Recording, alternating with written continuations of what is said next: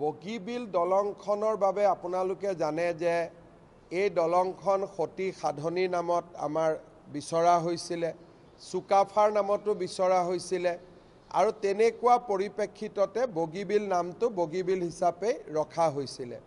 মই ভাবোঁ যে জুবিন গাৰ্গৰ নামত আমি এনেকুৱা অনুষ্ঠান দিব লাগে যি বিতৰ্কৰ সৃষ্টি নকৰে, কাৰণ জুবিন আমাৰ প্ৰাণৰ শিল্পী, জুবিন আমাৰ আপোন শিল্পী। গতিকে জুবিন গাৰ্গৰ নামত আমি দিব পৰা বহুত অনুষ্ঠান আছে, কিন্তু যিটো লৈ সাধনী বা চুকাফাৰ দৰে প্ৰবাদ প্ৰতিম মহীয়সী নাৰী আৰু পুৰুষৰ কথা আলোচনা হৈছিলে, তাত আমি যদি জুবিন গাৰ্গৰ নামত দলংখন দিওঁ স্বাভাৱিকতে ই বিতৰ্কৰ সৃষ্টি কৰিব।